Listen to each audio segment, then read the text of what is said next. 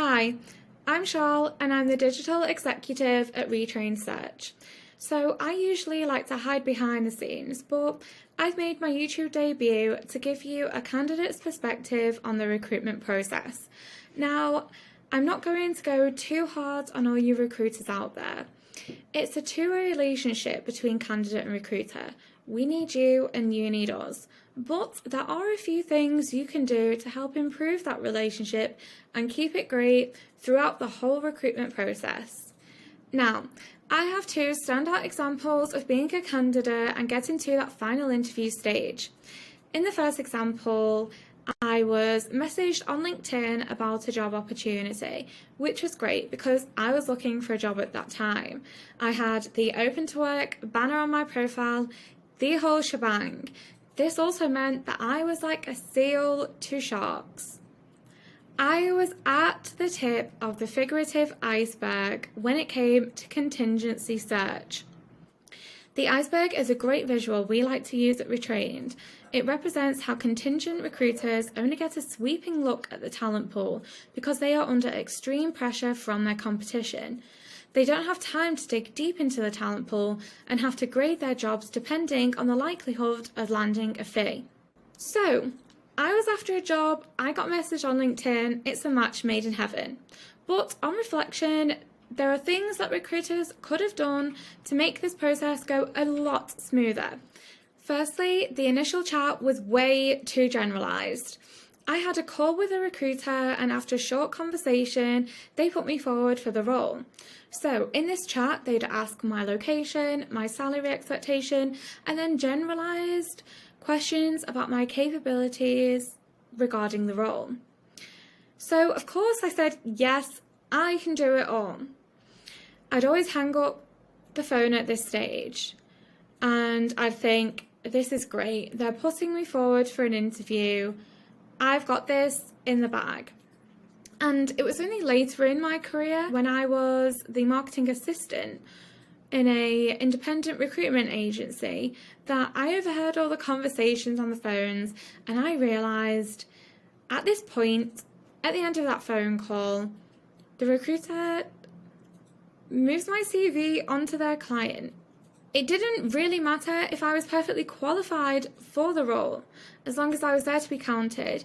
I was keen and I was most likely going to turn up for the interview. I realised that this is what had happened to me over and over again. Life at the tip of that iceberg is hard. Secondly, the interview stage communication was poor. In the interview stage, communication would last sporadically, but only for as long as I was in the running for the role.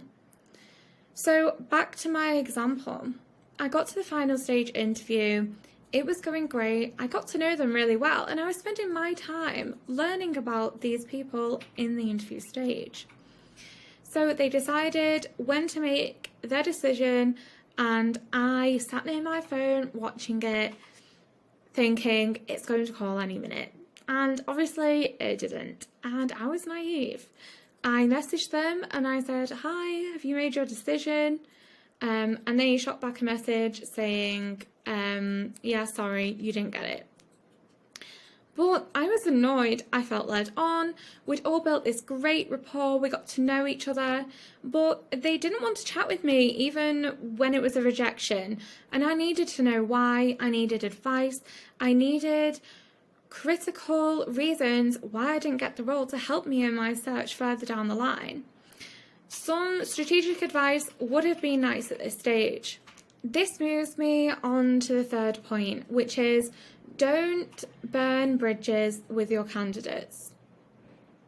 So, recruiters reach out to a lot of potential candidates, but on the flip side of that, the candidate doesn't have the same volume of recruiters after then.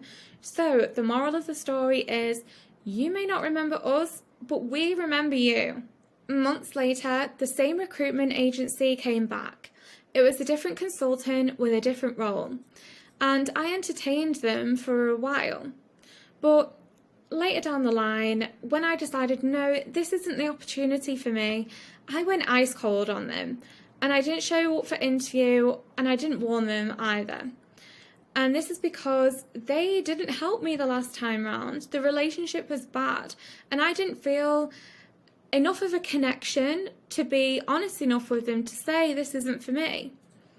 And, you know, in reflection, it just makes me think, you know, there should be a better way for candidate and recruiter to execute the recruitment process.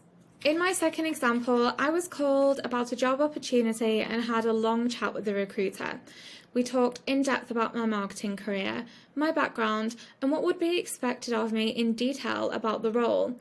I managed to build up this great relationship with the recruiter from the offset. I truly believe that taking a bulk of time initially with the candidate to qualify them at that very first stage sets the tone for the whole process. In the recruitment stages, my recruiter messaged me good looks. They called me out of the blue, and the clincher of it all, they would ask me if this is the right move for me. I was at the centre of it all. I felt in the know, and I wasn't out of my depth or being set up for failure at any given time, and it really showed through. When I got my job offer and it was time for me to hand in my notice, my recruiter called me straight away and made the whole transition from one job to the other so smooth. Now, sitting in that recruitment agency in my last role, I would know that at this point in contingency search, you'd be still scared that I wouldn't show up for this job, or I'd flake out, I'd go cold on you. It was only later down the line that I realised my recruiter was on a retainer, and it all just clicked into place. My retained recruiter was never scared to lose me, even at the offer stage.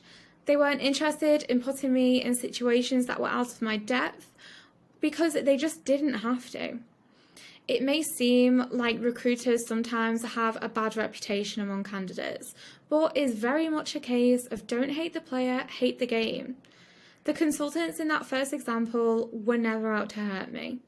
They were under time constraints and competing with other agencies for candidates at the tip of that damned iceberg, and were at risk of losing their fee at every given stage of the process. It simply isn't the people who make the recruitment process difficult or frustrating, it's the methods used. So, if you're sick of dealing with candidates similar to me in that first example, at the tip of the iceberg, fickle feelings and all, invest in a deeper search of the talent pool. Educate your client in the commercial risk involved in contingent search and how a retained search can offer them more qualified candidates from the offset. Build great relationships with your clients and your candidates. So this has been a cathartic experience for me. It's helped me realise that there's a better way to run for a job opportunity. And with a bit more care and consideration from both parties, candidate and recruiter can live happily ever after. So, I know this time I've come to you as the burnt candidate, but maybe next time I'll be back to you with something more marketing related. I've shared my contingent recruiter horror story with you, and I want you to share your contingent candidate horror stories in the comments. I know you'll have some very good ones, and I need some reassurance that I wasn't all that bad after all. There's worse candidates out there. So, please make sure to like, comment, subscribe, join in on the community, chat with your peers in the comments, help each other, and I will see you very soon, I'm sure.